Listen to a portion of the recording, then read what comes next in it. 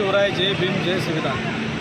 आज ऑल इंडियानंतर सातारा जिल्ह्यामध्ये जे आपले प्रशासन आहे ते सर्वोटम राहायला आलं आहे असं दिसत आहे। कारण की 4 ते 5 पत्रव्यवहार करून आपल्याला आंदोलनाची दिशा आम्ही म्हणतो की बाबा करायची नाही, परंतु पत्रव्यवहार करूनही प्रशासनाला जाग येत नसेल तर आमच्याकडे शेवटी डॉक्टर बाबासाहेब आंबेडकरांनी दिलेला जो मार्ग आहे तो आम्ही 100% करतोय।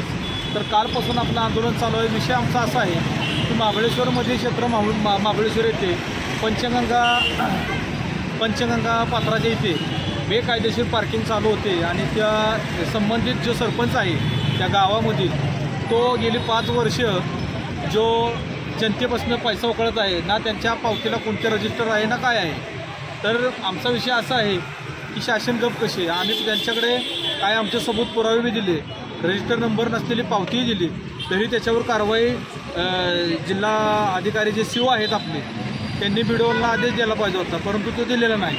दुसरा विषय असा आहे की खेड ग्रामपंचायतीमध्ये सरळ रस्ता करत नाहीत। परत मागासवर्गीयांचा जो वनवासवाडी जिथे आहे तिथे तो निधी येऊन पडलेला कसा वापर केला काय नाही, रस्ता तर झालेला नाही।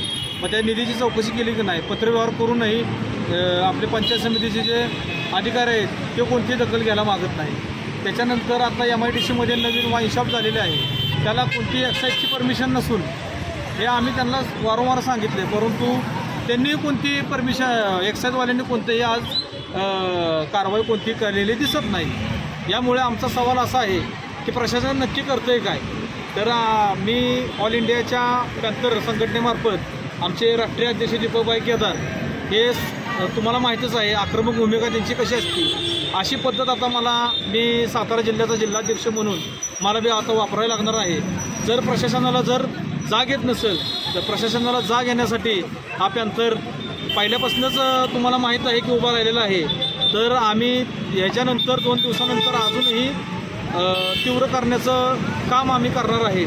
आणि अतिक्रमणचा जो विषय होतो महाबळेश्वरचा, त्या बेकायदेशीर एवढे मोठे गडगंजे जे बाहेरनं येऊन तिथे आपला ठिय्या मांडून बेकायदेशीर जे बंगले बांधलेले आहेत त्यांच्याकडे प्रशासन लक्ष देते का नाही, काय यांना कोणाचा आशीर्वाद आहे हे आम्हाला आता पडलेलं आहे।